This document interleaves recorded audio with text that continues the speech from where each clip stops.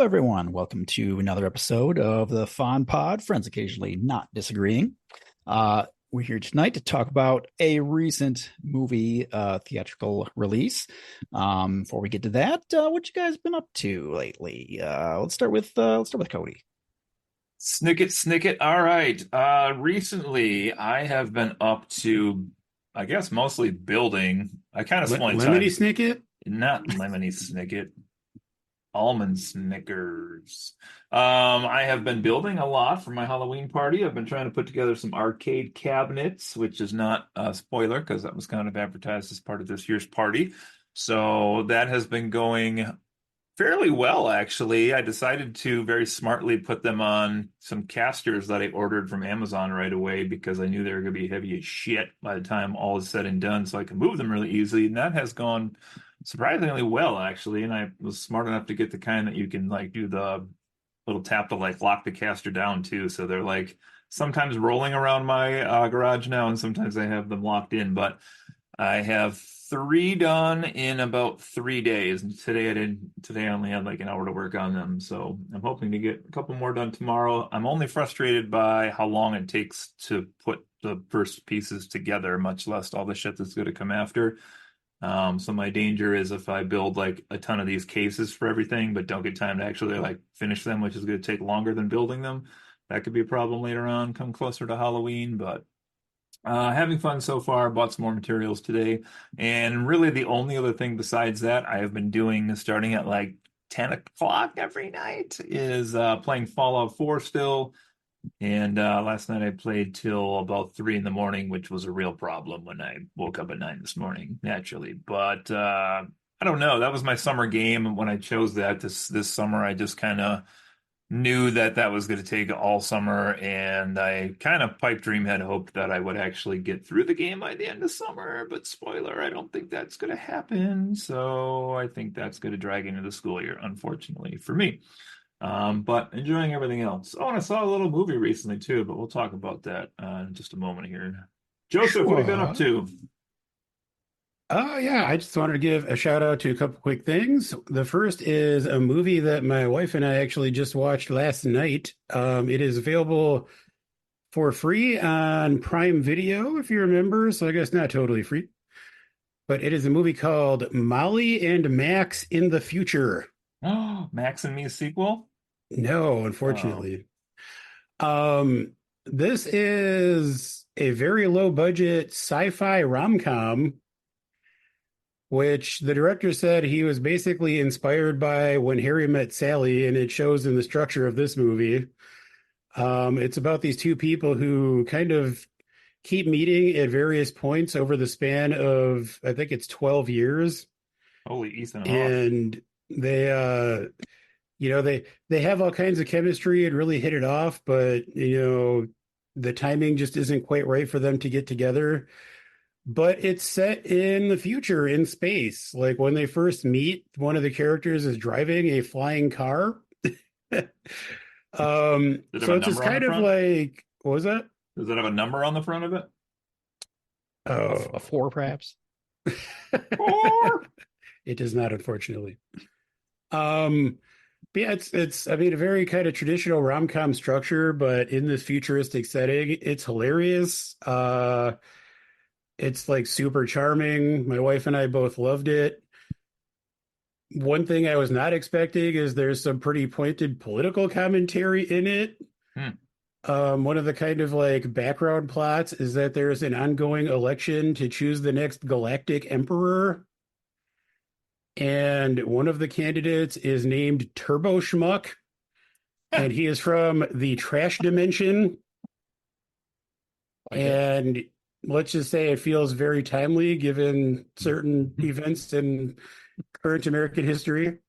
But yeah, again, it's Molly and Max in the future. It's one of those movies. I honestly can't think of anyone it's not for. It's just a really fun movie.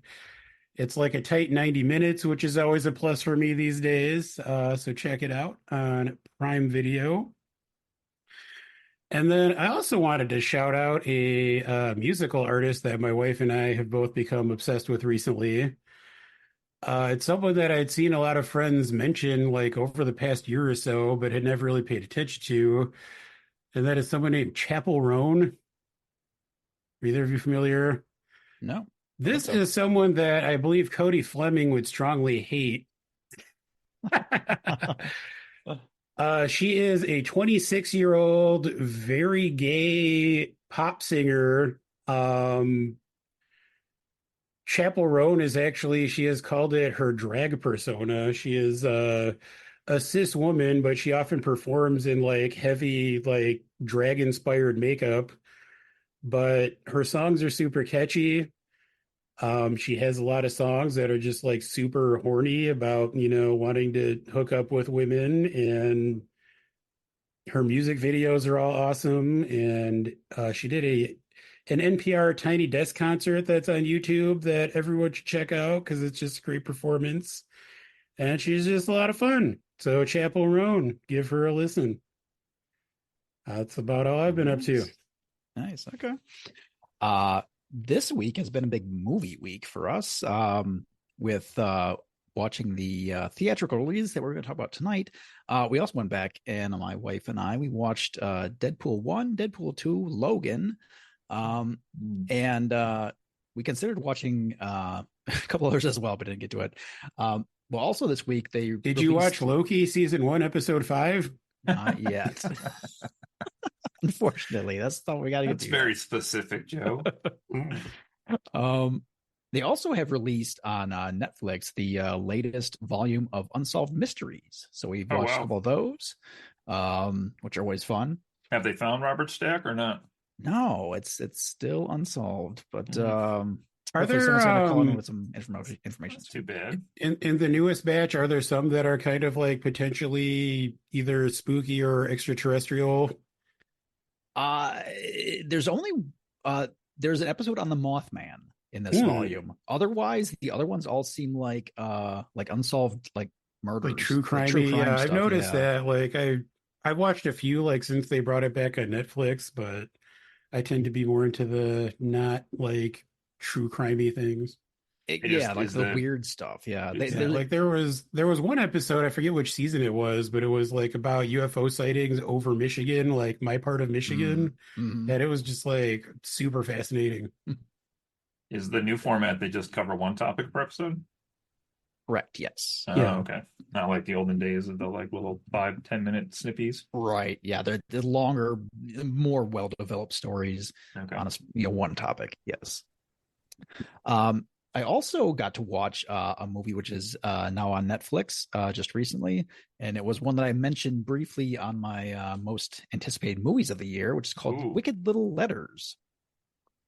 This stars, oh gosh, I didn't look it now, but it's got Academy Award winner Olivia Colman. Yes, that's the one of them, and the other one is I don't know, I didn't look this up, but I wanted to watch that because it looked like it was going to be really funny, and it was quite funny. There was a lot of like really like moments where I laughed very very heartily at those, but it was more a little bit dramatic than I was expecting as well. Like it was not just a straight up comedy. So it was pretty good. My wife and I both enjoyed it. So I would recommend going in and checking that out if you're if you enjoy a lot of swearing, like old timey swearing. Ooh, I'm there. It was pretty entertaining. That's me. So let's get into today's episode. We are here to talk about the new movie Deadpool and Wolverine, just out in theaters about a week ago. I guess it was like 8 or 9 days ago from our time recording here. I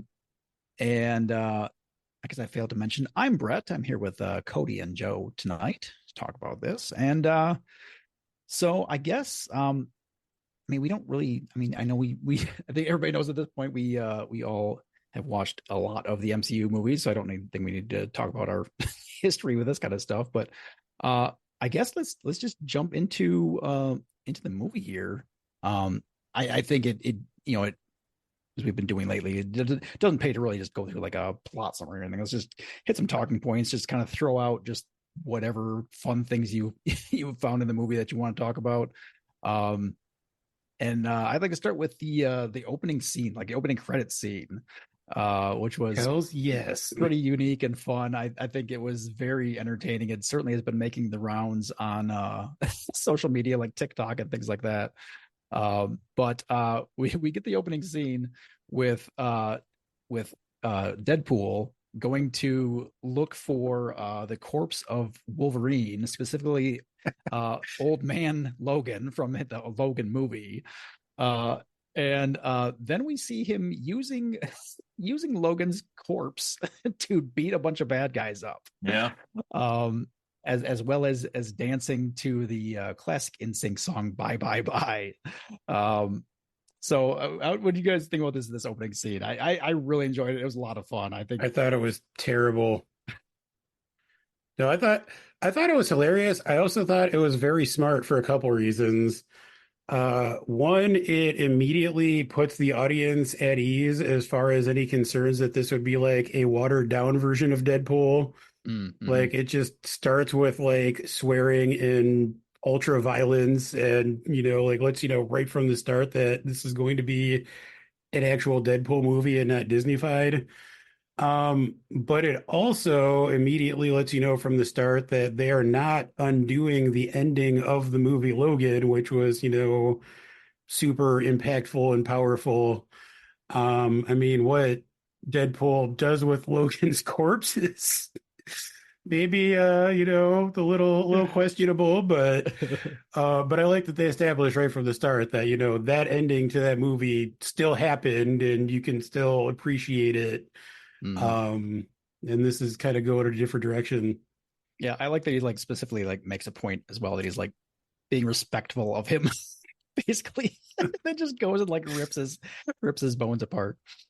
I mean, he promised the TVA agents he wasn't going to use his weapons, so it's true.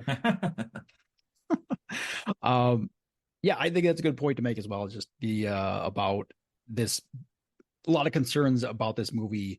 They said pretty early on that it was going to be R-rated, but still, I think myself as included was concerned that it was going to be watered down now that it's a Disney property and not a Fox property. And just like you said, like right away that was out the door. Like there was no doubt. I mean, even going into it, I was still kind of nervous about that because there are levels of R rating. Like they could have had like 2 uses of the word fuck and that would get an R rating, Mm-hmm. So, yeah, right. Yeah, I did see a few reviews that felt like they didn't go hard enough to like be true Deadpool, but I thought it was right there. Ooh. I mean, a couple of reviewers I saw said like they went right up to the joke in a few points, but then like didn't take it to like the next level where maybe he would have in the other 2 movies. I don't know if I agree with that. There was a lot of nasty shit in here. I really didn't feel like anything was lacking on that front, honestly.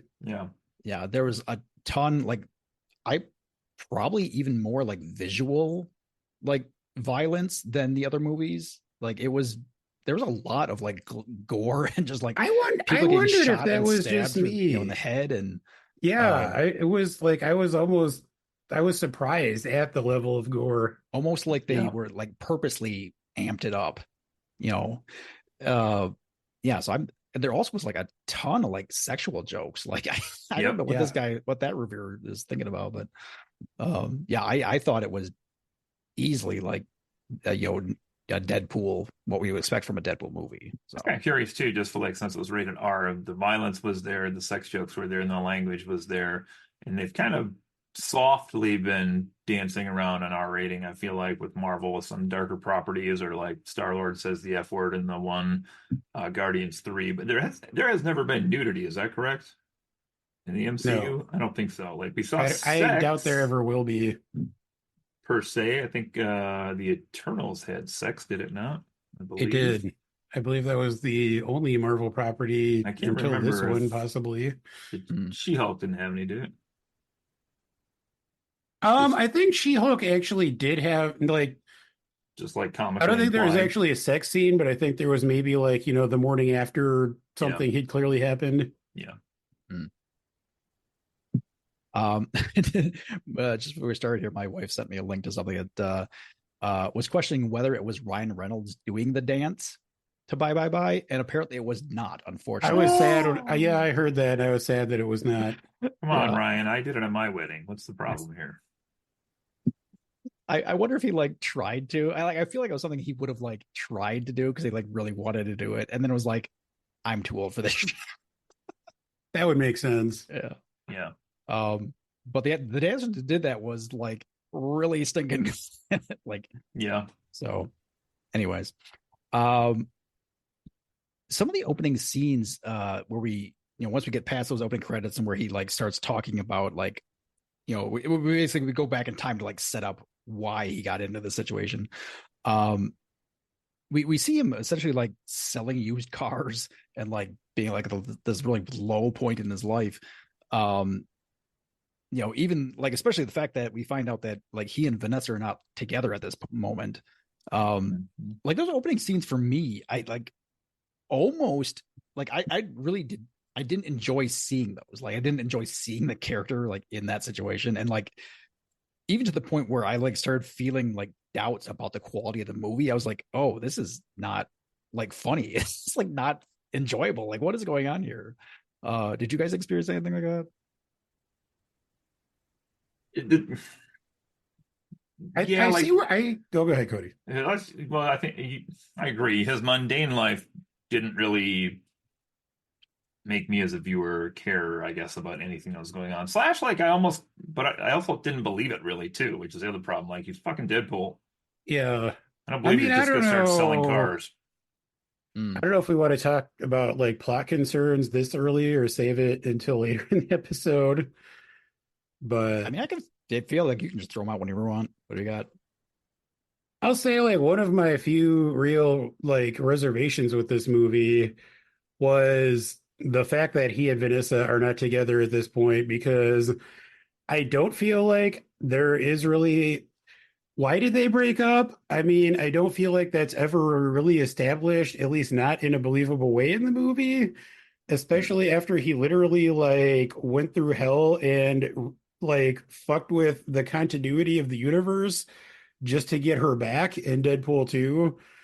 And like I feel like the motivation there was like paper thin. Like it just didn't really work for me. I think I would agree. Like they explain it as essentially like he's having a midlife crisis and she doesn't want him to see him going through it, and so they break up. And like it doesn't feel like that would be something those characters either would do. No.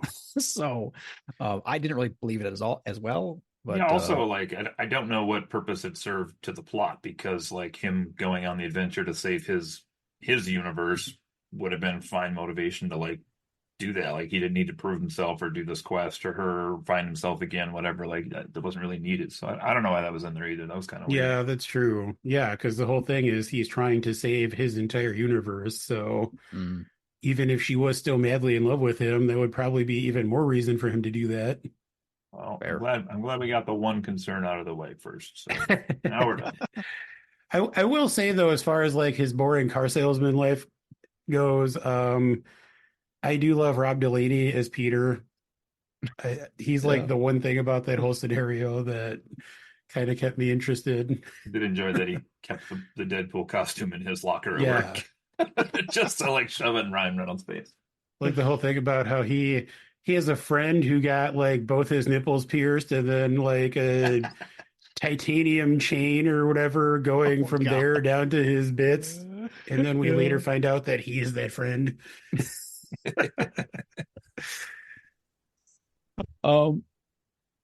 Let's see what I got here next. My notes. So we can jump. How did you feel about the like the TVA being the kind of I mean, I guess is the bad guy, like, but not it really isn't like the ultimate. So my other concern about this movie, I was gonna say, this movie has like no plot. Like if you come to this movie expecting like a deep, meaningful plot, that's not what this is for. I mean, the whole TVA thing is also just kind of contrived, and it's just like the the barest pieces of a plot thrown together just to like give this a reason to exist in the first place. Yeah. I mean, because like what's the character's name? Paradox. Paradox. His motivation is that he just wants things to be more efficient for what? But like it but he's also directly acting against like the TVA's orders, so it's like he's trying to impress his bosses who it's just kind of a load of nonsense, I felt. It's a little contrived. Yeah, it was. Yeah, I don't. You don't really know his motivations other than he's like, I don't want to have to wait. He's just like impatient. that's Yeah. like his. That's like the worst part of his character is he's an impatient fellow. Um, I guess it probably was a good choice, like just for the standpoint of the events that happened in the movie. It made like that's kind of the route you kind of almost had to go down, was something timeline related. But yeah, I would agree. Like it wasn't necessarily it wasn't a plot that was really you could follow and Yeah. so. Well, it's literally, I mean, it's like the thinnest of threads to connect this movie to the rest of the MCU. I feel like that's really the purpose that it serves. It's like, okay, we're talking about a different universe. Let's tack the TVA, just throw it in here, but without any like really, deep reason to do so. Yeah, it was like a reason to let Deadpool play in the multiverse because he's not a capable character to do that on his own. But this was Yeah, kind of he's like his reason to go on the journey. not in our prime universe, as we find out. Yeah. So I mean, what did you guys, the one thing I did kind of enjoy is the meta level of Paradox, like literally offering to bring Deadpool into the MCU. Like I liked that meta level of things of, like obviously this is what's happening. We all know this, but it's, Deadpool kind of briefly thinking about like just throwing everything else out the window so he could be, step up to the big time.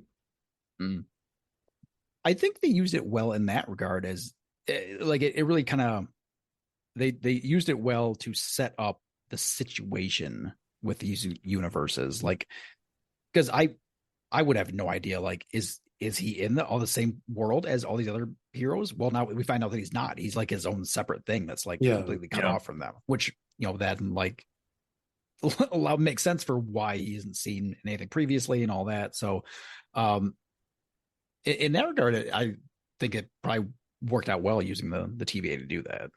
One of the biggest problems I have with the entire multiverse concept, and we've talked about this topic a lot on this podcast, but within the structure of this multiverse is like it's never clear whether or not one of the timelines you're talking about has individual people that exist on other timelines. Like, is there also a Deadpool in the Prime timeline? We don't know. Like, has he not been born? Is he not famous? Like, we don't know. And That's true. they can easily be like, oh, that character died right away on our timeline and like didn't make it or whatever. But like, we just don't know that. So I don't know. It's weird when they're like, let's bring these characters into this other timeline. And you're like, what if that character's already there? I don't know how that works. I just have two of the same character, I guess. That's a good point. Maybe sometimes someone who exists in one timeline is actually a villain with a completely different name in another timeline. Who knows? No, I don't think so. That doesn't sound right. That would never happen. I mean, they would never do that. They definitely would never cast another actor they used previously for that. No, I mean, that would just be weird, right? Just weird. Speaking of the multiverse, which was your favorite multiverse Wolverine? Oof. I mean, the Cavalry, obviously. That is the correct answer. I'm sure it's not Cody's answer. Oh, I loved it so much. Let's just say my claws went snicked. That actually took me a half second to be like, who is this that they're showing us? Oh, okay. I mean, Honestly, I mean, I love Henry Cavill and I love that. My favorite was probably comics accurate Short King Wolverine. I just Yes. thought that was amazing. That was very funny and well done because you know, like say that's how he's supposed to look, Yeah, Yes. basically. he is canonically 5'3" in the comics, and Hugh Jackman is literally a foot taller than that. Hugh Yeah. Jackman's just so good looking. They had to change the whole Yeah. cinema Well, I mean, experience. it was funny. I mean, it's funny on multiple levels, but like, I guess apparently people online have been complaining about the fact that Wolverine is way taller than he's supposed to be.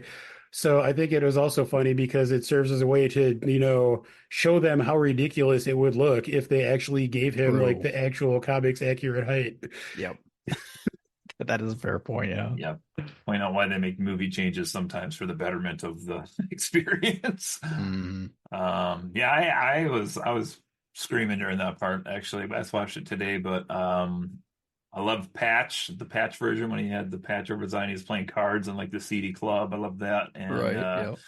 Old Man Logan when he was on the porch and he shot through the blanket towards Deadpool. But obviously my favorite here, my background tonight, which is Age of Apocalypse Logan, which is one of my favorite comic stories of all time. I don't know if they'll probably never do it, I don't think, in cinema, but just this alternate world where there was only a couple of mutants left and Apocalypse basically had rounded up or killed all the other mutants in the world and he got kind of a fugitive Wolverine on the run, which is a pretty good story. So, It's 80s tastic. woo! Yeah, a lot of 80s tastic stuff in here. um. Let's see. Also talking about multiverse. Well, let's get into I guess let's talk about some cameos in this movie or other. I wouldn't even necessarily call some of these cameos because they were so, they had so much screen time. I'm not sure that I would call them cameos, but um Ladies and gentlemen, the next hour of the Friends Occasionally Not Disagreeing podcast brought to you by the Screen Actors Guild, SAG. um how quickly did you realize Immediately. I immediately knew that it was not going to be who we thought it was. Okay, fair. You know exactly where I was going with that. Let me tell you the way that it unfolded for me because that scene. I'll just go ahead. When we meet Chris Evans in the movie, before we see his face, Deadpool says a line. I think it was Deadpool, but he says a line about like these people are coming and they're driving angry, and then like before that, it was like this talk of like this white man's something something. What I don't remember the line was exactly, but like the uber white man, and immediately my mind went to Nick Cage. I thought it was going to be Nick Cage under the hood. Oh, Because man, that would have been amazing. Because he does the movie Drive Angry. That like immediately like that would have been incredible. So when Chris Evans was revealed, that first like took me out of that thought process. But so Joe, you obviously knew right away that it wasn't Captain America. Well, so okay. Partly one thing I had heard about this movie, which I think could maybe be considered like a mild spoiler, is I had heard someone say that this movie is a love letter to the Fox era of like the Marvel movies. And so that was kind of in the back of my mind. And so when Chris Evans shows up, well, first of all, I mean, honestly, when he first showed up, my first thought was, there's no way this is Captain America because why would he be in the void? And then I remembered the thing about the Fox era, and I was like, oh, it's Johnny Storm, obviously. Like, maybe it's the Captain America that said "Hail Hydra." uh, I did not know it was him right away, but I was like confused why Chris Evans was there, and then I was like, okay, this is cool. They're gonna do something with. And then when they revealed it, I was like, oh, that's amazing. Oh my god. Yeah, I think just the way that they did it as well was so well done. He's like, oh, he's gonna say his tagline. Yeah. Well, yeah, like Deadpool's. It's like, oh my God, it's him. Like it's He's like gonna so. say it. Well, and like the way like they give you like just a hint of his costume, like which like is little, blue, and like it's like it kind of looks like but maybe not. So well done, yeah. Yeah, that was great. That was one of my favorite parts. Chris So, Evans' like, whole thing. It's great. Yeah. So that leads right into did any of you? So, I mean, there was a lot of they kept a lot of this under wraps pretty well, I think, through production. I well, I didn't go looking for spoilers because I didn't want to be spoiled, but also I feel like there were very few actual spoilers out there before the movie released. There was a lot of like rumor things and stuff out there, but the big three that we meet shortly after this scene, we get Blade and we get Elektra and we get a non-released Gambit. Amazing. So how good was that for you guys? I mean, so the Elektra thing was like leaked. Like that was out there. Okay, I didn't think it was see that one, thankfully. Yeah, I don't think that was even really a spoiler. I think it was like established that Jennifer Garner was going to be in the movie as Elektra. Yeah, I don't know where I had heard that, but I definitely had heard that before. I had unfortunately had the Blade thing spoiled for me. I think it was by Nerdist, which like fuck you, I'm sorry, but like they're like fully just putting this in headlines. Like I saw this movie like 2 days after it came out, and like they're just putting spoilers out there. That's awful. But I mean, it didn't really detract from it. It was still cool to see Wesley Snipes as Blade. But I have to say, by far my favorite cameo appearance, whatever, in this movie was Channing Tatum as Gambit. Which, like, I mean, people might not know this. My wife did know this, but for years, Channing Tatum was trying to get a movie made which he could star in as Gambit, and it just never happened. And I love that A, it finally happens in this movie. B, there's jokes again, like a lot of meta jokes about, maybe someone who never had a chance to blah blah blah.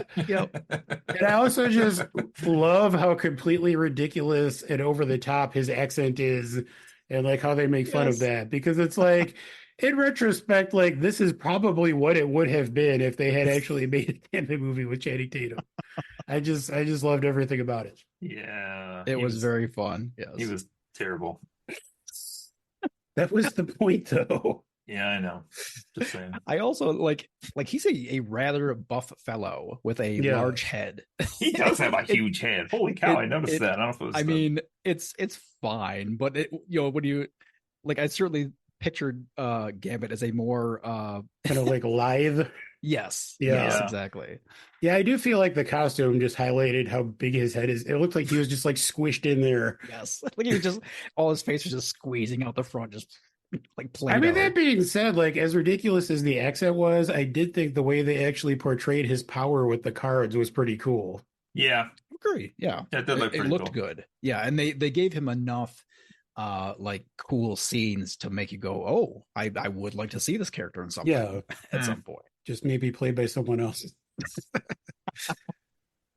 Yeah, I had seen the Elektra part, and Gambit was funny for like the novelty of the fact that it was him. But I marked up when I saw Blade walk out because I was like, "What the hell!" Like, oh my god!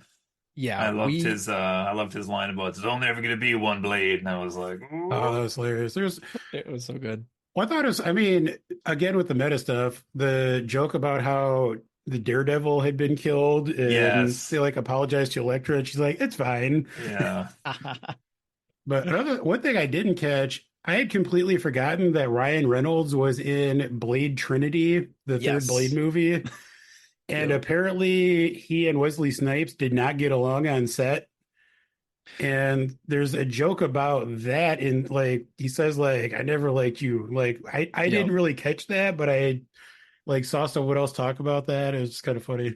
Yeah, so that was just what I was to say. It's one thing I really enjoyed about this movie is like you have all the traditional MCU Easter eggs, but then there's like this even deeper like level of jokes that they're doing and obscurity to them, which I loved. Mm-hmm. Just to add a little bit of context to that the Blade and Ryan Reynolds thing.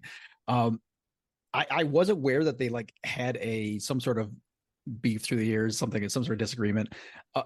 Now, I don't know if he was just saying it just because to like soften that or something, but I did see an interview where Wesley Snipes was talking about the moment that Ryan Reynolds called him to be in this movie, and he said that their rivalry is totally made up. They've done Oh. that since Blade 3 just as an inside joke. I don't know Oh, if that's wow. I don't know if he was just saying that just to like smooth the things over Yeah. or what, but I mean, I've heard that like I've heard Wesley Snipes didn't want to be in Blade 3, like he was just over it. And so like I wouldn't be surprised if he was just kind of grumpy on the set and like maybe like took it out on people, but it didn't really like mean anything. I could, yeah, that would make Like sense. I don't know how true this is. I looked into it, but I heard that apparently there's at least one scene in Blade 3 where they had to CGI Blade's eyes because Wesley Snipes was like just had his eyes closed and refused to open them while they're filming the scene. Like he Interesting. was just like so didn't want to be there. So That's funny. I mean, I wouldn't be surprised if there was maybe like some shit like back then, but probably nothing like serious. Yeah. Mm. I thought he looked great. I know I saw another thing that said like once he got the phone call, he like immediately set out to be in like quote Blade shape or whatever because he didn't want to look like Grandpa Blade or whatever, more or less, you know. Yeah. Mhm. Yeah, I But I thought thought he looked he like a still looked badass. badass. Yep. Yeah. Badass.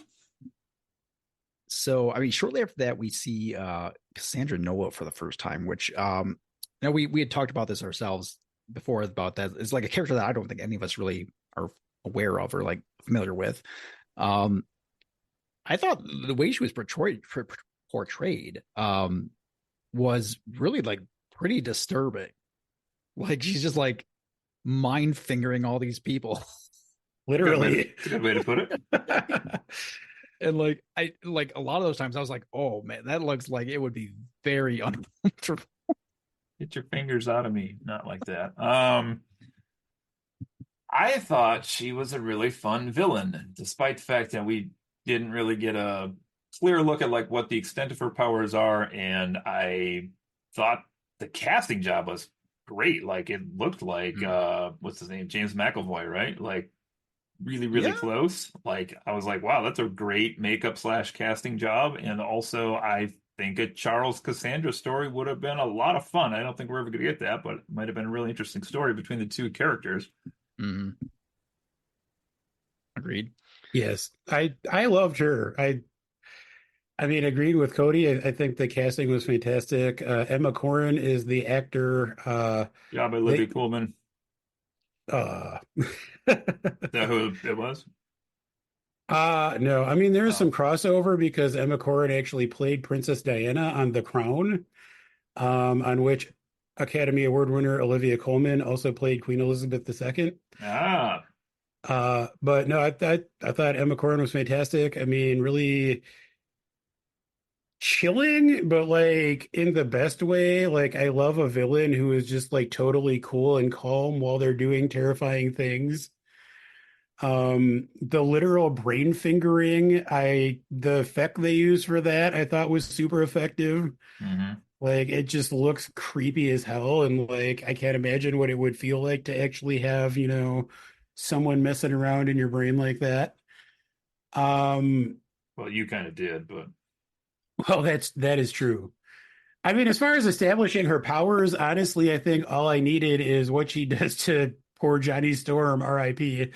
yeah, Like holy crap, what that an was intro. like not something I saw coming. Like she literally just like rips his skin off. Yeah. Like Just like a pile of goo. I thought that was just an incredible introduction for a villain.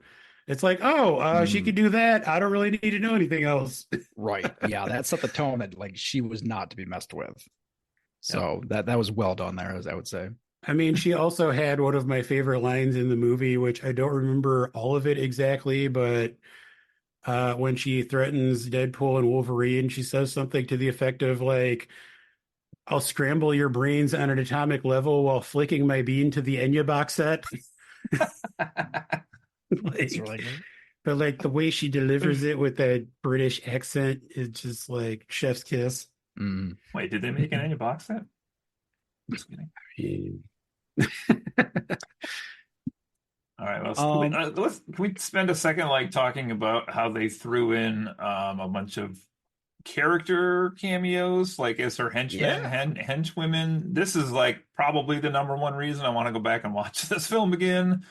Because there's some really prominent ones here. Like there's Sabretooth was a bit earlier actually, but we had Toad, and Juggernaut and the cool like Nightcrawler like Azazel who was in I think the one with Kevin Bacon Yeah. whenever that was First Class or the sequel to First Class. I forget. Days of That Futures sounds right. Past. I Yeah. think Days of Futures Past. So those were cool, but apparently I didn't even see some other ones here. They claim they had Blob, Lady Deathstrike, Psylocke, Quill, and Callisto in the film. If any of those were Wow. there, I didn't see them. I don't think that's true. Well, they have screenshots and them circled in the screenshots that I have seen. Now, those could be Like, are you talking inaccurate. about of the credits? No.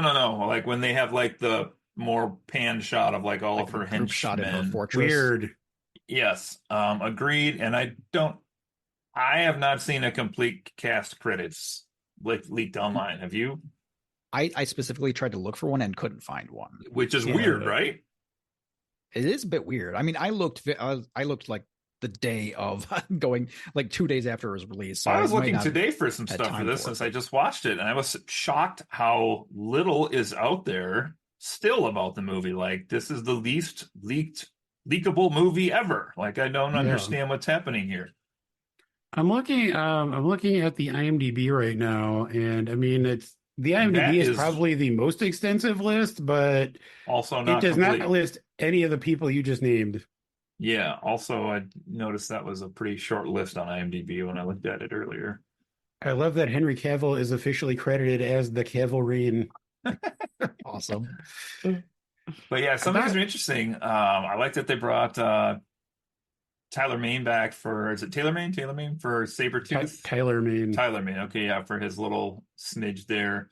And these characters are even funny because some of these X-Men villains have been already recast like once or twice just in the own X-Men universe. So it's like, I was Mhm. trying to Now we're- figure out if that was actually Ray Park as Toad, but he's Apparently it was not. that's a bummer. I I know spent that a it long was time looking for that as well, and I don't think it is. yeah. Well, I know it was definitely not Vinnie Jones as Juggernaut, which is kind of a bummer. Yeah. Right. So my question with those were like, did they just not try to get those people, or do you think because the people that played like these side henchmen, I just can't picture them being like they're not big enough, famous enough, active enough names that they're like, I would turn that down. So it's interesting that like they couldn't get the original actors for a couple of characters. I mean, I think it depends. I mean, like Vinnie Jones he does all right as an actor. And I mean, Ray Park honestly probably makes more on the convention circuit than they would have paid him to do this movie for the 5 seconds that Toad's in it. That's probably mean, he true, was- and I guess he wouldn't have gained anything for it. I mean, he also was Darth Maul in The Phantom Menace, so I'm sure he's making money off of, that whole thing. Yeah. Right. What about another little cameo that I didn't catch, and I'm ashamed of this apparently, but I didn't even recognize this as a character, much less the actor. The character, the Russian in this movie, who was another henchman with the striped shirt, if you recall, played do by not recall. pro wrestler Kevin Nash in the movie, apparently, that I did not pick up What? on. And apparently he's a villain from the 2004 Punisher film that they brought out to be a henchman in this movie. And I'm like, what the fuck is going my on God. here? Like, Is that the that's- one with Ray Stevenson as the Punisher? The guy that Punisher sang all those Warzone, I songs? think, or Hmm. I haven't seen that one, so I'm not sure. I haven't seen it either. I also have not seen it. I've heard it was good 2004 though, is actually. Thomas Jane, it says. It's Thomas Oh, Jane. that one. Okay. I was thinking Punisher Warzone, I think, had Ray Stevenson as Punisher. Now, this is the one with John Travolta. Whoever that I is. actually did see that movie. Yeah? And I guess that tells you what kind of impression it left on me. I only recognize one cinematic Punisher, and that is Dolph Lundgren. Kevin Nash did play the Russian in the 2004 version as well, it says. Oh wow, that's wild. So, yeah, pretty crazy. Have But, either of you seen the Dolph Lundgren Punisher movie from like 1980 something? Actually, don't believe so. haven't. It's amazing. So go check that out now. I feel ashamed if he was really in the movie. Seems like he's really in the movie, and I didn't catch him. I feel bad. You're the only one who cares about wrestling, Cody. That's not true. You're the only one who cares about Kevin Nash. That is true, and he's actually become a pretty big asshole. So shout out to him. There he is. Oh, it did. Oh, okay. So somebody else played him on this one. Oh, they actually updated this IMDb since I looked at this today. That's weird. So they added to the cast list Russian Toad and car salesman with actors now, from what I saw before. But you also see they had cast Ryan Reynolds stuntman as the Canadian one also. We said the other one was the Canadian one. I guess he put his name in there because whatever. But anyway, who else we got here? I mean, I was going to talk about just like objects from other movies that they dropped into this. Yeah. Which they made really good use of in The Void, being that it's described as collection, like this trash collection of like things from other worlds and universes. So they definitely crammed. I know I probably only saw like less than half of these that I'm seeing on this list, but just things like apparently Thor's helmet can be seen in this movie. Yeah, it's like old school helmet with like the feather wings. I did see that one. Right. I don't think I saw that. There's a Chitauri Leviathan corpse. There's Thanos's throne. Oh wow. Can be found. Red Skull's car from the first Captain America movie. Jesus. The ice cream truck from Moon Knight. Oh, I didn't know. What there's a Shield helicarrier crashed into the desert. There's the ship from Guardians of the Galaxy. Just tons of things that they just dropped in there, and I knew, like, as I was watching, I was like looking around and seeing things. I was like, wait, I gotta miss that. And like, because it was going too quick, but that's how they get you to rewatch it. Yeah, but just lots of really cool stuff they just crammed in this movie. That the Void area was interesting to me because I feel like it was purposefully really, really empty and desolate looking so that you could pick out those things easier in the background. And then also I was like, well, how are these people like surviving in this land at all, period? Because it looked like a wasteland completely. But then later, like Deadpool and Wolverine are like trekking across the void and they come across like a forest and a green field. And I'm like, wait, is this like a shitty place or is this just like Earth and has different biomes and shit? It's kind of weird. Yeah, I also wonder if it just is like a like they're not actually alive in this area, so like they don't like need to eat or drink or things. Like, I mean, they sure ate some spam though. They sure did do that. I mean, that's just stuff. my feeling was that was like a purgatory kind of thing where you don't actually need to do regular things to survive. Well, they had the Sentinel leg that they flew off on to escape at one point as well. That's true. And the Fantastic Four card was in there as well. Mm-hmm. Referenced earlier. Yep. I think let's see here. I really enjoyed a lot of the fights between Deadpool and Wolverine. I felt like a lot of those were done really well. It was really just the very like ultra violent and like to the point of even with these two having their healing powers, I don't know how they even survive all this punishment they put each other through. How do you feel about maybe the fighting in general, but those fights also specifically? Any feelings on that? One of the things I liked most about this movie is that I think this is the first time in a movie that we have seen Wolverine fight like Wolverine. In that, I mean, kind of as depicted in Cody's Zoom background right now, in the comics, Wolverine has this kind of like animalistic fighting style where he'll like get down on the ground and like pounce at his opponents and like kind of move around on all fours in this like, dare I say, Wolverine or like beast-like manner.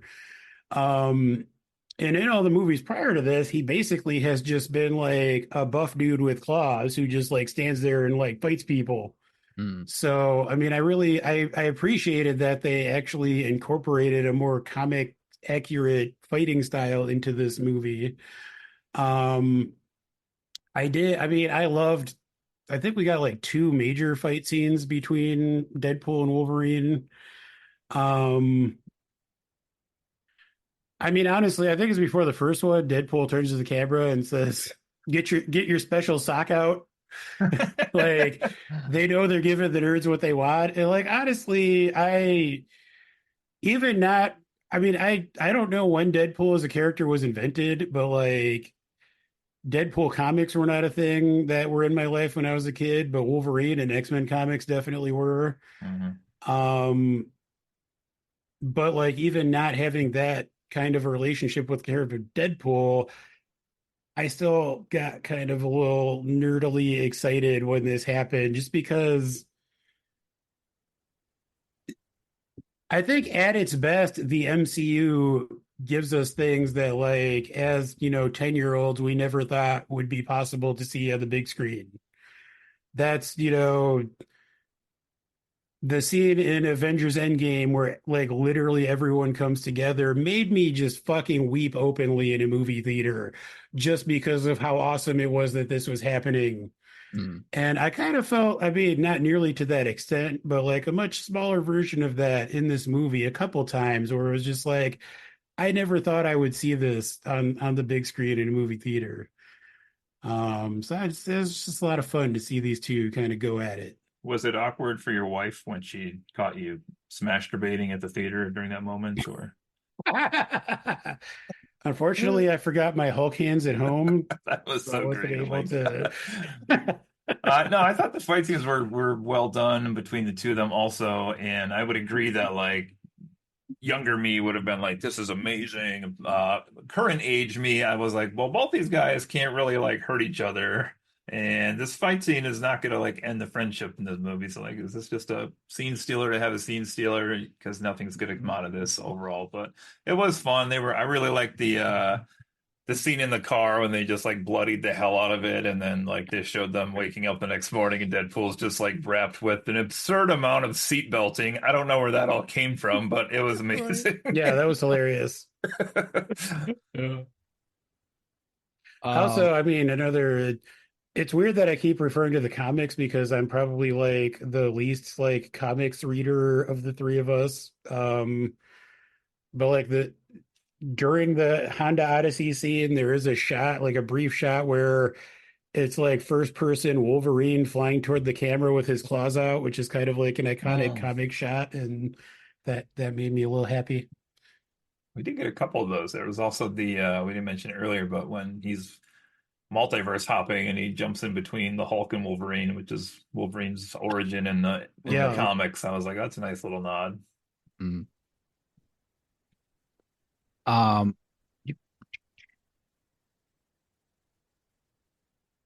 so they made a lot of jokes about the the multiverse era of They sure Marvel. did.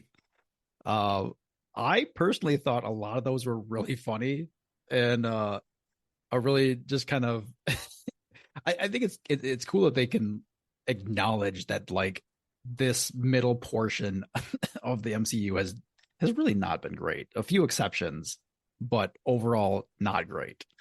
Um, and they certainly didn't hold back on that here. Any thoughts on that?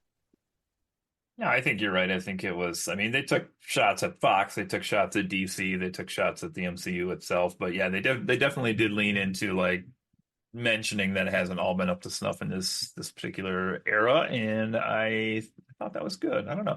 It's hard to tell with this one because I'm sure behind the scenes all of the Deadpool movies have to be like a certain percentage just Ryan Reynolds, going crazy Ryan Reynolds. So I was really curious, like if these were all his ideas, or if he had to like get all of this stuff like ran past somebody, or if they were like, go ahead and make fun of us if you want to, and he's like, oh, you fucked up now, and he just went to town on him. So yeah, but I thought it was a good show that they let that fly. I think.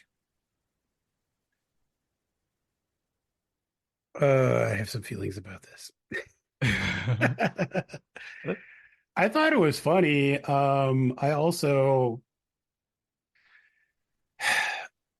I don't know. I feel like this movie presents a problem for Disney in the sense that, They're both white. yes,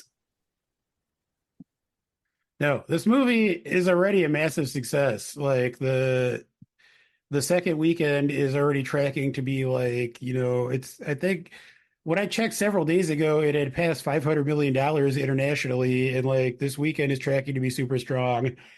Um, this is probably going to be the best performing MCU movie in a while. It's set records for like R-rated movies. It's like doing gangbusters. I think the problem with that is this movie is a lot of fun. This movie's doing super well. It's not going to do anything to save the larger MCU because it's so disconnected from the larger MCU. I've seen people saying like, "Oh, is Deadpool and Wolverine going to save the MCU?" And they're like they're two they're practically completely unrelated aside from that thin thread with the TVA. But I mean, even to the extent that this like is set in a different timeline. I mean, at the end of the movie, spoiler, Deadpool goes back to his own universe, which is not the prime universe that the MCU is set in.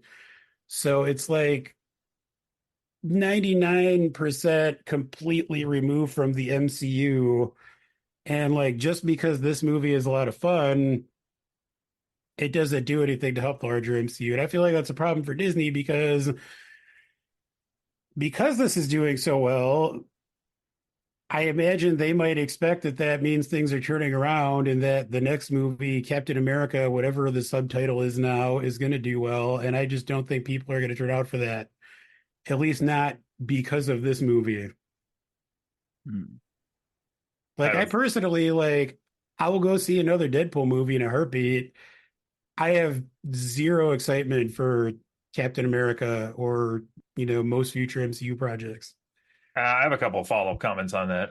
One, I wonder if some of the people with the headline of like, "Will this film save the MCU?" I wonder if they are talking purely about excitement level or if they are talking about recouping some of the losses from some of the recent films, because financially, this could at least stabilize the movie division, ergo saving the MCU from where it has been the last few years. I don't know. Another thing I have on that, I agree with you that this is really, like I have on my notes here, it's really more of an X-Men movie, although I didn't fully classify it as an X-Men movie either, but it's definitely not really an MCU movie per se. So I agree with you that I don't think this is going to necessarily directly do anything for the Captain America movie, which the trailer was on when we watched it today at the movie theater. But the other thing with that maybe is if they said they were slowing down the pace so much of the output on these, and this is the only film they had this year, and it was, we'll talk about how we thought at the end here, but pretty good. Maybe it is a sign of changing quality again directly at the moment in the MCU. At least I would hope so. I guess we'll find out when we get the next couple next year, but maybe it could be a reason for optimism, at least if nothing else, with people. But I agree Yeah. with you, it's not directly tied to it. Well, the other thing is, I mean, it's different. Like part of the reason that I mean, it's exciting because I mean, A, it's the first R-rated proper MCU under Disney movie.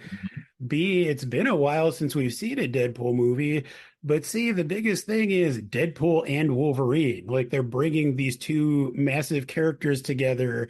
This movie's doing something unique and special, and they're going from doing this like super unique special thing to just going back to the MCU status quo after this. And like I just don't know, I don't know what you do to kind of resolve that problem. I think they need to. Oh wait, maybe we bring back Robert Downey Jr. Don't get me started on that right now. But maybe they need to like somehow advertise the differentiation of the styles of movies they are making, because like I'm not going to go into Captain America, and I'm hardcore, I'll go see it no matter what, obviously, but I'm not going to go into it thinking it's going to be like this film or expecting Deadpool and Wolverine to pop up or anything. But like that one, I have heard multiple things advertised as like the Winter Soldier Part 2, like it's a political spy thriller and drama with some superhero characters in it again. And like The Winter Soldier is one of my favorite movies in the MCU. So the comparison has me excited for that. I know a lot of people that don't like The Winter Soldier in the MCU. Like it's bottom 10 movie for them because they're like, it's boring, the pacing's slow. And I'm like, yeah, because it's like this espionage thriller.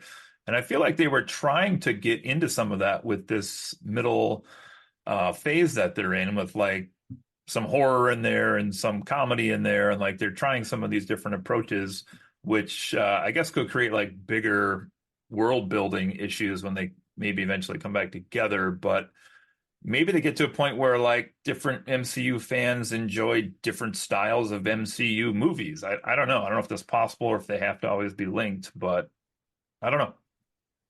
Interesting things we're talking about here. Yeah. I mean, I think you hit on something. I think the linkedness has become the biggest liability for the MCU. I mean, the Infinity Saga, I mean, we talked about this last time we talked about the MCU. Yeah. The Infinity Saga, there's first couple of phases culminating in Infinity War and Endgame is just a monumental cinematic achievement. It was so many movies like linked together, building toward this giant ultimate conclusion, which was completely satisfying in like every way. Like, I think their biggest problem though is once they achieve that, it felt like they set about trying to do that again by like continuing to make more linked movies. And I honestly think the best way forward for them at this point is to just throw that out the window and just make really interesting, unique movies. Allow them to lean into these different genres and do different, fun, interesting, unique things without building toward Avengers Doomsday and Avengers Secret Wars, which who even are the Avengers right now? Like how is anyone supposed to get excited about these upcoming Avengers movies when like there isn't even an Avengers team right now? Like I don't care about that. Like the one upcoming movie I am kind of excited about, or at least curious about, is Fantastic Four, because that's doing something different again. They've announced that it's set in like an alternate timeline in like the 60s, and it looks like they're gonna lean into that kind of retro setting, and it at least sounds like it could be a lot of fun. And like that's the kind of thing I would be interested in moving forward. I really don't need to see them try to do Avengers Assemble again with, a different Avengers team that nobody really cares about. Brett, what do you think? That you're quiet during all this? Well, you guys were just talking. You were making really good points. I didn't want to jump in there, but well, one of us was. Keep going. I think that I would agree that like this movie, while it did have some ties to the what we've seen before, really is more of just its own thing. It really doesn't link stuff too much. I would say that the one big thing it does is it kind of opens the door to the future. And I know I had mentioned this in our chat that Kevin Feige was quoted as saying that this movie is the beginning of the mutant era of the MCU, which obviously that we kind of know that already because we have Fantastic Four coming, and we are suspecting there's going to be more X-Men movies, and so that all makes sense. Is it possible that we just have a completely different? Well, I mean, we know that we're talking about we have Avengers movies coming, so I guess the question that I was going to pose doesn't really, I don't know how that would fit, but would it be just like a completely different story, like a linked story in these other universes that doesn't include the characters that we've known previously? Maybe that would be a good direction to go. But I don't know. It I guess the question that comes back to is, will they pay off that shot with Thor holding Deadpool? Did they actually do that because it's going to happen, or was that just a funny thing they did? I would have to assume funny, but with the MCU, you never know. Yeah. I was 1000% convinced that was going to be the post-credit scene but I think the post-credit scene we got was even better than that would have been. So Well, let's jump into that then. So we get a in typical Marvel fashion here, we got a mid credits, not necessarily a scene, but a like a collection, like a montage of Fox movie scenes and like behind the scenes footage and things like that, rather than a story linking some other movie. I thought that was really cool to see. I liked a lot of those clips were really cool to see, just this behind the scenes stuff, like things for like early like casting interviews and things with the actors. It also was really fun because they spent so much of the movie like making fun of Fox, and then in the credits are like, we really love you guys. In the end, it was like, it was a nice homage. I didn't know what was going on at first either. When they started showing them, I was like, why are we watching this? But then, like, as they kept going through different properties and different people, I was like, oh, okay. I will say, I mean, maybe I'm the problem here, but I think they felt like they had to include some things like the shitty Fantastic Four movie that nobody saw, and like some of the other kind of like latter day like X-Men stuff. Like I feel like they threw that in there just because they didn't want people to, complain that they left it out. But I got a little emotional seeing like some of the like earlier, especially there's a decent amount of footage from like the behind the scenes of the first X-Men movie. It seemed like baby Hugh Jackman and Patrick Stewart.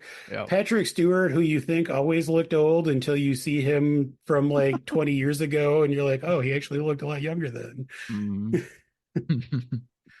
And then so like after that, my wife was like, oh, is that it? Should we go? And I was like, nope, we're sticking around. And boy, I'm glad we did, because the end credits scene was one of the more amazing ones I think they've had. And so we get I mean, I guess I don't need to rehash it, but how much fun was it to see Chris Evans with like the biggest potty mouth you could ever imagine?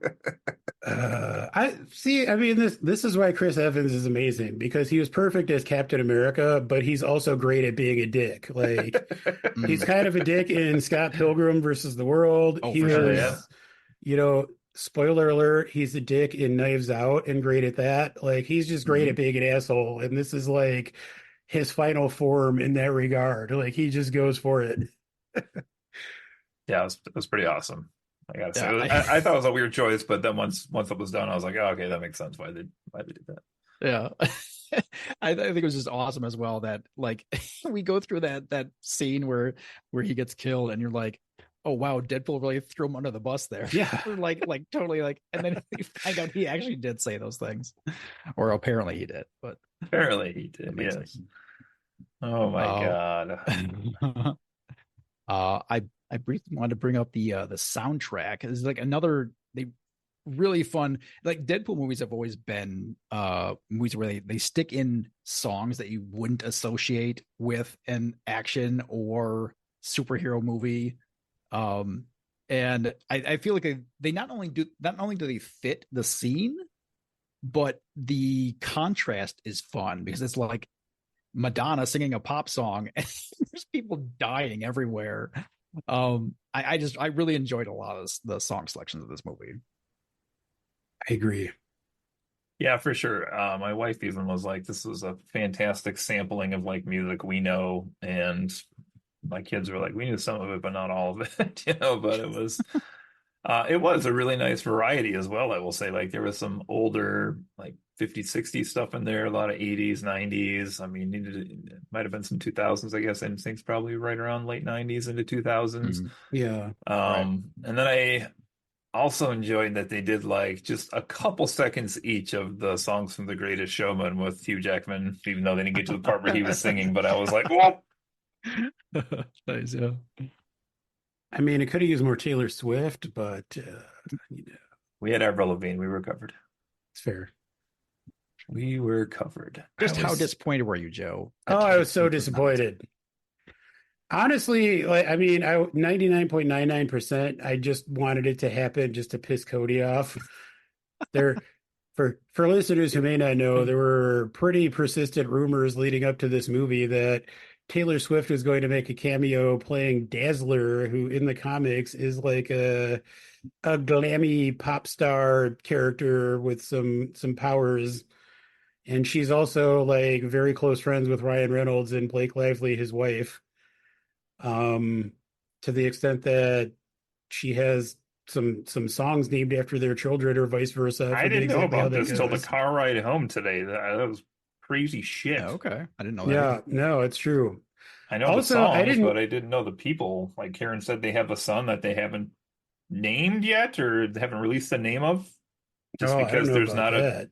Yes, she said they have a son right now that they haven't even released the name to the public about because Taylor hasn't written a song about that person yet. That's crazy. The whole thing is crazy. That's insanity. I did hear that there is apparently at least a scene in this movie where Deadpool is wearing a T-shirt that has pictures of Taylor Swift's real life cats on it, but I didn't notice that when I saw it. That's actually in Deadpool 2. Oh, okay. I take it back. Yeah, Well, we there just you watched go. that, and they were like, "That's so and so and so and so," and I was like, "Who? I noticed that in the rewatch. Yes. Who is that?" Well, I No, will not also that I say, knew who the cats were. I had heard about it beforehand. I mean, one of them is Olivia Benson, and I forget what the other one's name is. But I felt like there was a ton of speculation and hype over like who was playing Lady Pool as a variant, and like, in my opinion, it didn't really matter because like there was no reveal or anything during the movie anyway. So like, I don't know, like. I mean, I don't think anyone was surprised by who it was. Right. Well, yes, it was apparently they had three suspects, of which Taylor was one for months and months, and then like that person never like took their mask off. So I was like, I don't really think it matters who it was after all that. So not a lot. It apparently was Blake Lively's voice and not her body. There was some other actress doing the stunt.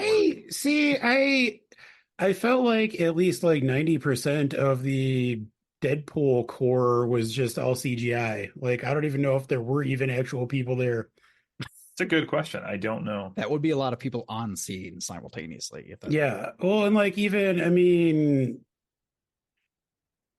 it's cool. Well, so I wanted to ask you guys, there were reports of grown men crying on the set when they saw Wolverine wearing the iconic blue and yellow suit. And there's kind of the big moment in the movie where he like, you didn't even really realize that he has the cowl the entire time, but he kind of like pulls it out. I never noticed it. I don't know if he actually had it the whole time, but there's a scene in the movie where he like puts it on. But I mean, we'll get back to that in a second. I do feel like once he puts the cowl on, it made it easier to just make him CGI too. But how did you guys feel about that moment though? Did it do anything for you? I thought it was pretty cool, but I will agree that like it had been the whole movie with no sighting of it, so it truthfully was off my radar, and I don't know how it should have been because of course that's like to finish the iconic look. Yeah. And then when he pulled it down, I was like, "Whoa, shit, that's pretty awesome." Yeah, it honestly didn't even occur to me that I just assumed that wasn't going to be a thing in the movie. Like, I hadn't thought about it up to that point either. I will admit I got a little emotional. It was just I can such say an iconic thing. I was I was very excited about it. Like it was a big like adrenaline kind of moment. I definitely can tell the theater we were in just like exploded. Oh, like, nice. Everyone loved that. And it was just a very cool moment, and just further showing like their like dedication to comic accuracy in this film, which was really, really awesome to see. The one thing I would say about it though is that I don't know if it's just Hugh Jackman's head shape or what, but it looked a bit odd. It looked weird. Yeah. Like it didn't quite look right on his head, but it was very cool to see. That's because they've trained us for 20 some years to think of him not looking that way.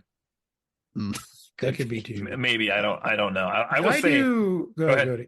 No, go ahead. I was just gonna say I agree. Like I had that moment where I got a little emotional. I was like, so awesome, but like actually watching it, it did look weird, and it's kind of like, oh, maybe this is why we haven't seen this before. Maybe, yeah, possibly they tried it before and they're like, maybe not. Yeah.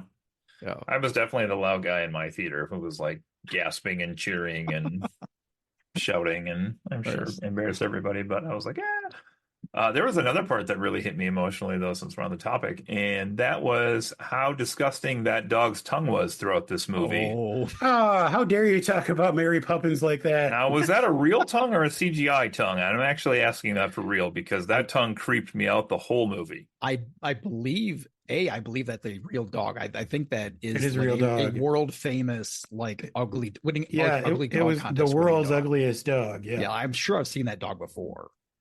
And I He's cute. yes, that tongue is real as far as I'm aware. The tongue like hung out of its mouth like 6 inches, hung out of its mouth like 6 inches. Yeah. I love that dog. I would let that dog lick my face. And Ryan Reynolds just sat there for like 2 minutes straight, letting the dog like lick his mouth. That was my I just loved how like insanely excited Deadpool was about that dog. yeah. That was my Oh. gifts I sent to you guys in the chat earlier. Was it reminded me of the suntan lady from Something About Mary when the dog's just like making out with her and she's like, Oh my God, yes. That was very similar, yeah. Oh my gosh. Well, we're getting right into the meat of the movie here now. I guess let's get in and talk about the ending here where they essentially save their universe. For me, I what I would say is I felt like as compared to especially to the first two Deadpool movies, which were I really fun and cool like endings to the movies. Um I there's something about MCU movies that more often than not have something like really kind of emotionally impactful and like powerful and like really kind of pulls at you. I felt like this one really hit that really well.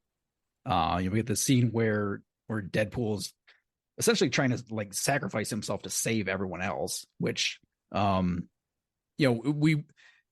he wouldn't necessarily the character we know that the character like he actually is like that kind of person in his heart. Like he's the kind of person who would, sacrifice himself despite all the things he says and does. But to see that and then to see them two together doing this, I thought was it like I didn't cry in the theater, but I was like really emotional with that. I cried in the theater. Seriously? Yeah. You guys, come on. Sorry, I have feelings, Cody. No, I didn't feel that, but I will say it was nice. Like just as he like can't reach it, and the British bad guy who's now sort of the good guy in that moment is like, he's not gonna make it in time. And we've seen Wolverine smashing the door for 30 seconds or something. And then they basically hold hands to save the day. But they didn't play it like for a joke in that moment, which maybe is kind of the point you guys are getting at. Like it did feel like there was actually some emotions behind that. Like after as jokey as they had been for hour and a half, hour 45 minutes, like that part was not played for laughs. So yeah, good choice. Yeah, I felt like it was like this is the kind of thing where you say, oh, this is the difference between a Fox movie and a Disney MCU movie. Like that's what makes the difference for me. That's interesting. I hadn't thought about that, but I think you have a good point. I mean, there is usually like the big dramatic epic moment in an MCU movie that, like you said, tries to make you feel some feelings. Mm-hmm. Like for example, the endings of Guardians of the Galaxy was well basically the same thing. Like as far as the setup, it was the main character essentially like sacrificing themselves, and then the team joins to prevent everyone from dying and still save the world. And that gave me like the same feelings. So I did want to say, I honestly wish they had played this up a little bit more, but one quick kind of joke going into that moment after Deadpool locks Wolverine out. I forget, he says like, I think he says, I'm Marvel Jesus. And he's like, or am I Spock? And I just love that moment. I feel like I did love that throwback. People our age and older probably understood that, but I'm sure there are a lot of people that wouldn't get that reference, but I just love that. Wait, what? We were saying before you joined us on the room here, Joe, that since it has just passed to become the highest R-rated movie, it just passed The Passion of the Christ. So he literally is Marvel Jesus. That's amazing. Right. Oh, that is so amazing. I love that. All right, I got a big question here for you guys, and I Yeah. expect honest answers. Oh So, boy. on a scale of whipped cream to adamantium, just how hard were you when Hugh Jackman's outfit flew off? Oh Oof. man. Woof. I'm just gonna say the guy from the TVA represents us all. That's all I'm gonna say. Hmm.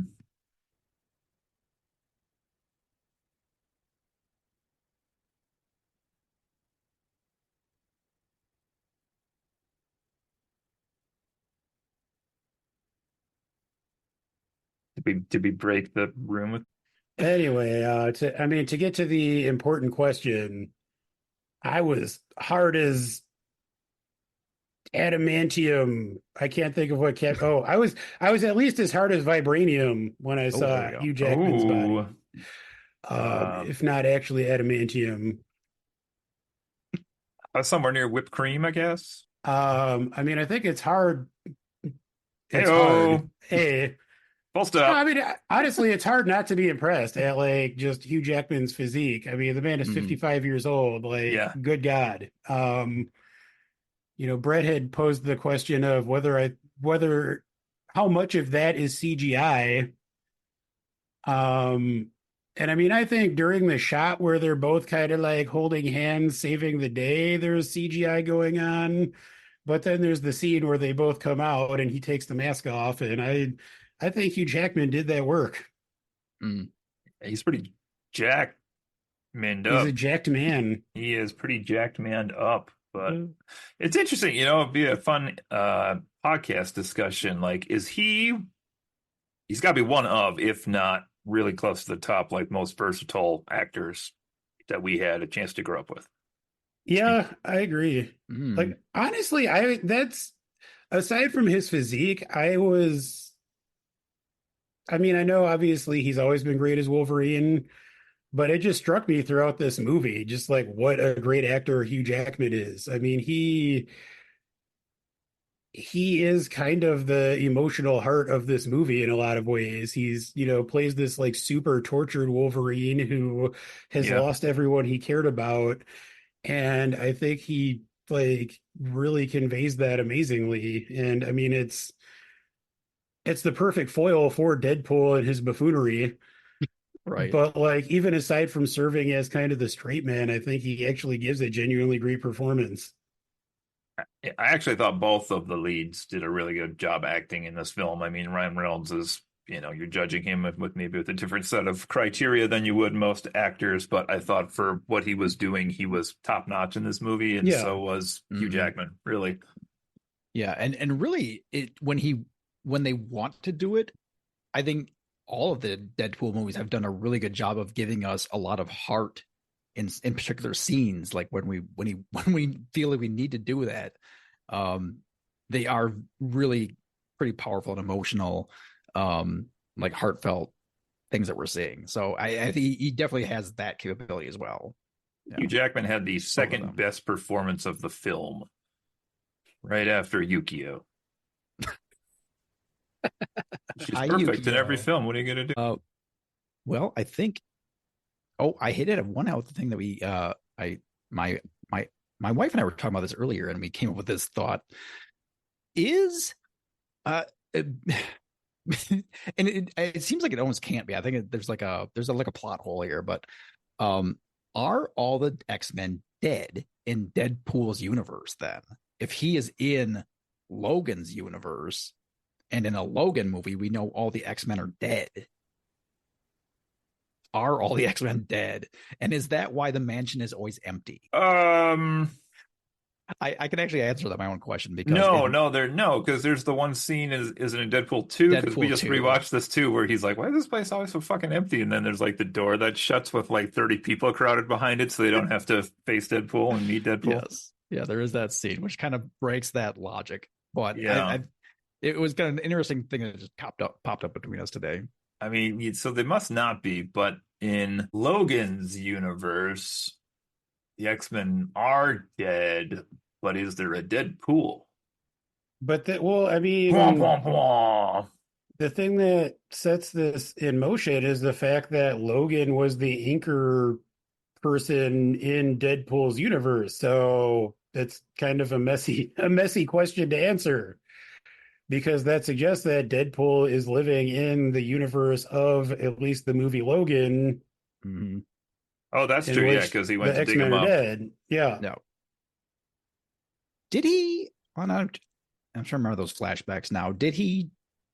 No, he didn't, because the TVA guy Paradox came right out and said that Logan was in his universe. So Yeah. yeah, he didn't universe jump Yeah.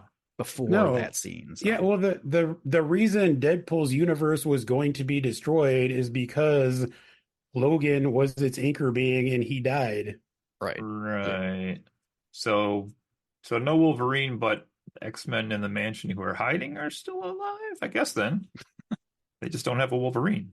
Yeah. But Well, I mean, in but Logan, Wolverine. we know that they all die. Like Yeah, this is a problem. Professor X kills them all in that movie. So Wow. Is this why the guy's name was Paradox? Is that what's happening here?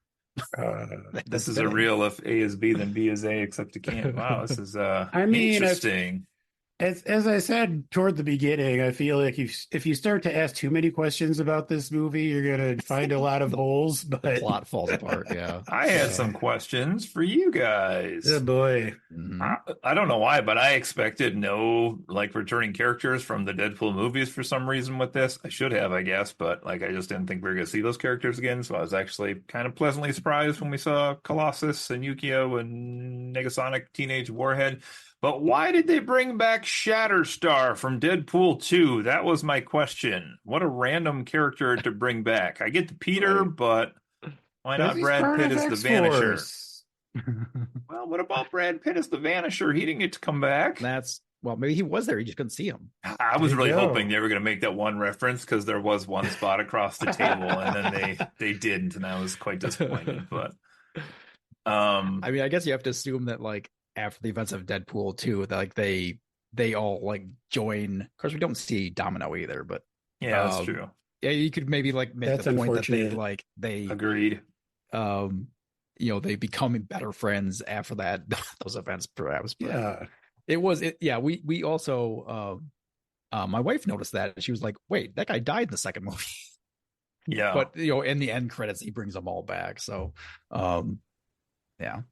Um, I just had one like plot question, and it wasn't really a big enough thing to make a difference at all, but I was curious, like when the Logan that he finally chooses talks about his backstory, he essentially says like this terrible thing happened, and it's not till like later in the movie when he tells Laura X-23 like what happened basically was like he was at the bar and got drunk and came home, and when he got back he found like the X-Men had been overrun by like a mob of humans and they had killed them all, which the X-Men are like constantly persecuted against in the comic books by humans. So like I get that part, but at the same time, it he did make it sound like it was like a organized evil team that like came and organized this spearhead. He made it sound like these people just like showed up on the X Mansion lawn and like killed With all of the pitchforks. X-Men. yeah. I was picturing like pitchforks and torches the And way I he was like, described they it. couldn't like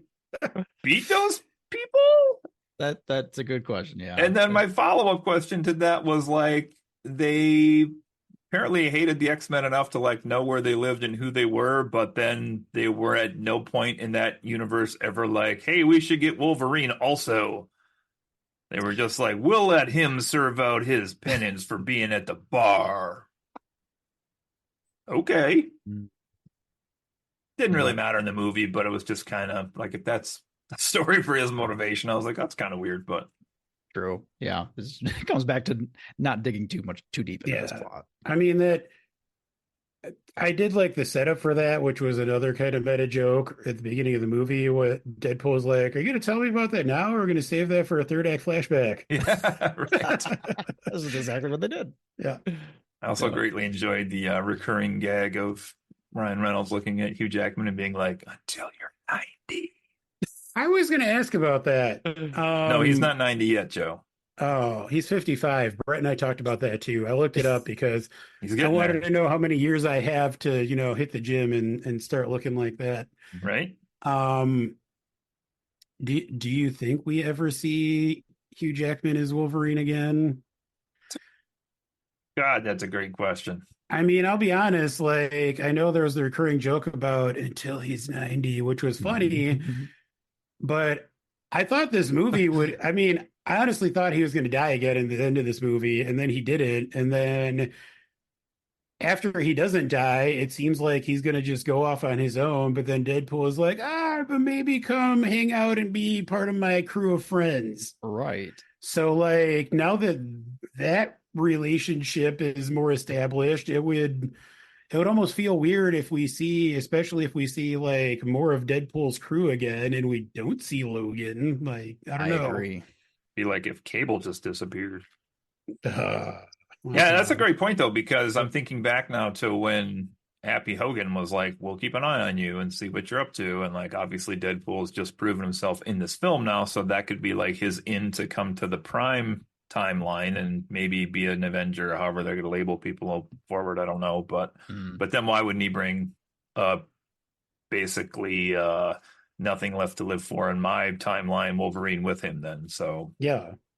it's a great question. I don't know. And I know when we talked with Dave in that other episode, he was very concerned about like Hugh Jackman. Well, I was like vehemently convinced when we talked about it last time that there was no way Hugh Jackman was going to be like the MCU iteration of Wolverine after this Hmm. movie. Yeah. And now I'm not so sure about that. Right. I know.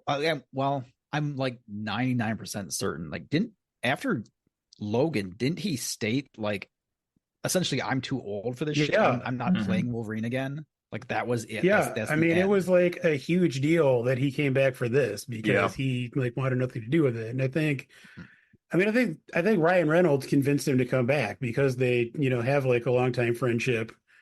Um, but it feels weird to me that it felt like this left it very open-ended for the possibility of him coming back yet again. Hmm. And I guess I really expected that it would like close that chapter off more firmly. Mm. Yeah, that's a great question. Even just like where are we going to see Deadpool next? Yeah, Like, well, that's the other thing is like going back to what I was saying about this feeling like disconnected from the MCU. At the end of this movie, Deadpool and Wolverine are both still in this Fox universe, like whatever that it's like 1009 or whatever. yeah, Like they're still not in the prime universe of the MCU. So theoretically, Marvel could just ignore Deadpool for as long as they want to. Like this really has no impact on the MCU overall. He's that's off true. still in this pocket universe or side universe. Um Honestly, that might even be the smartest way for them to leave this. Maybe just keep Deadpool as his own separate thing in his own universe. That explains why he gets to be R-rated and offensive over there, and they don't have to worry about trying to make him PG-13 to bring into the larger MCU. I doubt they're going to play it that way, but I mean, that Hmm. option is there. If they went that route, what would you do with the introduction of the X-Men? Would you have them live in Deadpool's universe only? So essentially, you'd have remade a Fox universe and an MCU universe, or would you bring the X-Men into the proper universe? I don't know I what they're going think to do at the X-Men period, but I think the X-Men are going to have to come into the main MCU, but I do think that it will be a different version of the X-Men than we have seen in the Fox universe. And I mean that's kind of that's what's so weird about this movie is that, it is an homage and kind of a swan song for like the Fox X-Men properties, but it also like those characters still exist in this other universe. Like they're still there. So I don't know how you reconcile all of this. also we currently have Photon on a spaceship in space with Kelsey Grammer's Beast and Spectrum. Yeah, I don't know. So what the hell? I don't know either, man. That's why Yeah. I really hoped that they were going to lead to these double Avengers movies and just clean house. That's still my hope is we get like 30 deaths and they just kind of clean this up a little bit. It does feel like we're in the messiest point of the MCU right Yeah. now. Yeah. Which like that story they're trying to tell in Avengers 6 in the comics is like the portal scene from Endgame, but it's just like chaos, every hero from the comics, villains from the comics, like all just fighting in this free for all mad world. And they can only do that if they have a zillion characters, but they have, I don't know how they're going to thread the needle between now and then, man. I think like it would if they had like a separate Avengers verse and a separate Deadpool verse or Fox verse. I think it would be simultaneously cleaner and more confusing. Just like trying to mesh those two worlds. I mean, like we talked about, they've kind of opened a door with this whole TVA angle, and like it's a way for all these characters to get to the Prime universe, perhaps. Yeah. But then there's a lot of potentially messy things to try and explain all of that. If you just leave them separate, you don't have as much to explain, but then you're also telling two stories at the same time. And that's the messy part. I was just thinking, like, there's the way they have the movie slate laid out, they can't be doing this. But if they were like the sneakiest bastards ever, they could have developed like an X-Men universe in an Avengers universe, and then that Secret Wars movie could have been something that pit the two against each other. Ooh, that would be interesting. But I don't think they have the movies to do that now. I don't think they're going to do that. Yeah, they don't have time to set that up. Good. I mean, kind of going back to what Brett was saying though, about, being cleaner and confusing. This is going back to my point about how I think not trying to tie everything together is like kind of a better way forward. Like, I would love if we could just have, future Deadpool movies and not have to worry about the rest of the MCU. And then, we could have the Fantastic Four movie and have it be set in the 60s or whatever and not have to tie that to everything else. Like, that to me makes more sense because I think the more you continue trying to tie all of these disparate things together, the messier it's going to become, the more confusing it becomes for audiences, especially if they're not watching every single thing, including the TV shows. And I think that's just going to kind of keep people from even trying to, stay invested in this. Yeah, I keep thinking about that last movie now. If they had thought this out and planned it longer and it had been cleaner, like they could have just introduced every movie or TV show. Like the first title screen could have been like Earth 717. Like they all could have existed on their own things. But you don't even need that. Like, we don't need to even think about the multiverse. It's just a movie. Well, right, but then for 2 hours. But then, like, the option they could have had then was to pull people off all of those, to trim all of them and have like one after the big world-ending event or whatever. Sorry, Brett. What were you saying? I forgot. Or Joe really interrupted you. I'm so sorry. It was me actually, but you can take the blame if you want. Shit, what was I going to say?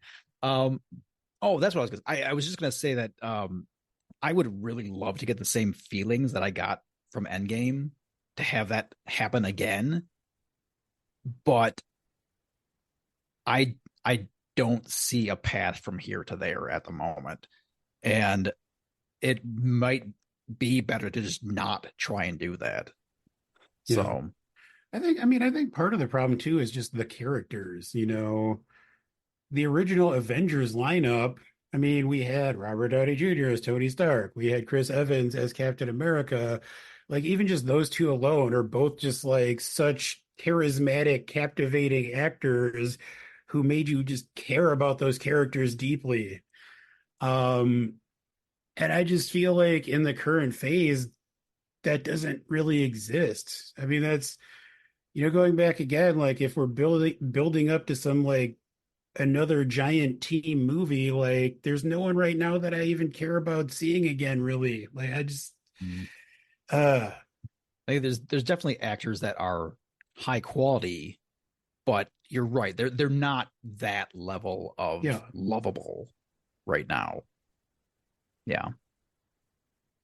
And I don't know if that's an actor problem or if that's how much time we've spent with the newer character problem. I think it is largely a character development problem. And that's the thing with especially the first phase of the MCU, they really took time and let us spend time with each of these characters and get to know them and care about them. And right now, it feels like they're just throwing so many different things at us without really letting us develop any attachment to anyone. Yeah, I'd agree with that. That's why I always thought they should have like, I don't know what the magic number would have been, like 10, but like have 10 heroes that audiences basically have like at the forefront, and then trim 2 off with deaths or retirements or whatever you're going to do, and then introduce 2 new ones that are like you got to integrate the new with the old long enough that the new becomes the old. Otherwise, you get the problem that you're talking about. Like I loved and still love Shang-Chi. I like the whole cast in that movie. It's a really good movie. Yeah, I did. I don't know where they've been. They went with Wong through a portal in a restaurant like 6 years ago or something, and maybe now it's like 3 years ago. Time flies due to COVID. But anyway. I mean, speaking of Wong, give the people what they want. Bring back Wong and Madison. Right? Where's our sitcom we need? I want like a Siskel and Ebert where they sit on the couch and eat popcorn and review movies. I've seen some memes about how Madison is the anchor being for Earth 616. That's amazing. That's awesome. Well, I've hit all of my talking points. You guys have anything else you want to throw in before we wrap this up? Nope. I don't have any talking points, but I did love the supremely inside joke towards the end of the movie when they were fighting the Deadpool core and they had the Liefeld Foot Company or whatever. I was like, feet only. I think that is hilarious. So audiences, if you're not familiar, Rob Liefeld created Deadpool in like the early 90s and was notorious for like hiding his drawings feet on the pages with clouds and paper flying and everything else. Draw feet. He really could, and I was looking at just didn't some want example. to. Maybe he has a foot. I think it was Liefeld's just feet. It was. Yeah, that sounds right. Which I guess they did get his permission. I read earlier today, though. So, but that was hilarious. Oh my god. Yeah, well, let's do it. Let's wrap this up here. I guess I'll go ahead and go first. So, I definitely was very excited to see this movie. It was my number one most anticipated film of the year. I have the first 2 Deadpool movies, the first one in particular, the second one I really enjoyed, but not to the same extent. But I just really love this character. I feel like the movies are certainly a different take feel on what we're used to with the Marvel or any really superhero movies. Like none of them have this level of comedy and just like wackiness and stuff. So an amazing character in movies to watch. And I was not disappointed with anything that happened in this movie. I felt like it was exactly what I wanted and hoped. It certainly surpassed any doubts I had about it being a Disney movie. And like I say, it felt to me like an MCU movie, like what I expected. Him finally doing something like very large and like scale, rather than just beating some no name, like some very low level guy from a comic who like created him essentially, like from the first movie, which was meaningful to him, but not like in a larger scale. And so it had everything I wanted. The cameos were incredible, and I would really have to struggle. I think we talked about like plot points, plot holes, and just a very kind of loose plot. I think that's the only thing I could point to as a negative for this movie. So logically, this movie has had a very high score for me. I'm going to go with, just how high am I going to go? Like 9.25. Mm. My God, triple digits. First time ever, ladies and gentlemen. 925 out of 10. You heard it here first. Mm. It is Olympic season. Joey, I'll go next, or me to go next? You go, All Cody. right. I'm just going to highlight some of the things I really enjoyed about this film, which were the Cassandra Nova character and I guess more the abilities of the character. I enjoyed that Peter was back in this one, and we didn't even mention the part where Peter like rides up and stops the Deadpool Corps from killing them because he's like, Peter's a legend in every universe. right? I loved when Blade walked on the screen. I gasped at that. I loved the Human Torch bit with Chris Evans. That was amazing. And I liked the different versions of Logan slash Wolverine we saw as we were jumping through all the different multiverses trying to find the right one. This movie reminded me of another movie, and I don't know that everybody would compare the two because tonally they are different, but it really reminded me of Spider-Man No Way Home with all of the callbacks to earlier eras of movies. I can see that. And I know people, and me too, when I was in the theater and saw like Andrew Garfield or Tobey Maguire like pop up, you were like, oh, like kind of like Endgame as well in a different way to be like, I can't believe this is happening. Like this is also something wacky, weird. But to see, same in this movie, all these characters from like these old superhero movies that like they're not as good as the MCU, but they were like the forebearers for things like the MCU, which I thought was nice to recognize them all They in were this what we film had, as damn it. well. Yeah, absolutely. And we were like, thank God we don't have that crappy Captain America movie from the 70s or the Punisher film or these other things. But now I will say this as well. I just watched Deadpool 1 and 2 in the last 2 weeks as well. I didn't think either one held up as well as I thought it would in my head, which I was a little surprised by, but maybe it's a little shock value. Comedy doesn't play as well the second, third time around. And I don't know if that's going to happen with this one or not. It's different with Wolverine, but I did really, really enjoy this one. And scoring, it's hard because I put it against like the other MCU films, but also think of how it was just as an experience. And I think I'm going to lean more towards just as an experience with this. I had a really good time. I was the loud guy in the theater, like I said. And I think Ryan Reynolds said, until you're 90 over and over. And I just realized that that's the exact score I gave it was a 9.0 out of 10. So that's what I'm giving this supremely high score as well. Well, I guess we're going to end on a down note. Yeah. All right. Oh, man, where to start? No, And we're out of time, everybody. all right. Thanks for tuning in. No, honestly, I have had a score for this movie in my head since I saw it last weekend, and in the past couple days, I've been second guessing myself a little bit. As we've mentioned, there's really no plot to this movie. You could poke a hole in it without much effort. And that fact has been kind of weighing on me and making me feel like I should lower my score a little bit. But you know what? It doesn't matter. This was the most fun I have had watching a movie in a long time. This is my favorite of the Deadpool movies. I think, kind of as Brett talked about, this movie has the hilarity and over the top gore and action of the other Deadpool movies, but it also manages to have the heart of the MCU movies. I laughed, I cried, I got a huge hard on when I saw Henry Cavill, and also when Hugh Jackman was shirtless at the end. Um, so yeah, I this is apparently an episode of Friends agreeing. I actually am going to give this the same score as Cody, a 9 out of 10. I think it was not a perfect movie, but a perfect movie going experience. Pretty damn fun. It's a good quote there. What would Henry Cavill's MCU name be if he was the new Wanda Maximoff?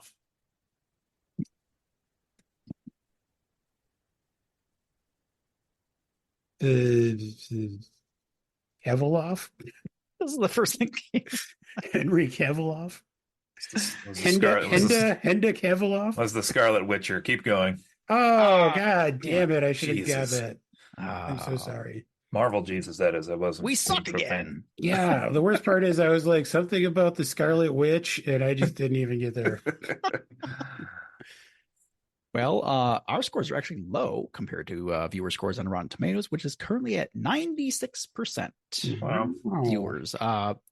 Reviewers, professionals, as they call themselves, have this at a 78%, but that just shows they don't know much. Dumbasses. But I mean, that just shows that they gave the appropriate amount of love to the movie The Hitman starring Glenn Powell, which has at least 17% higher positive ratings. Still get to see that. Maybe I'll do that soon. All right. Well, I think, yeah, I've said all I can say. I'm gonna. I don't have an ending for this one. I spent my my load on that.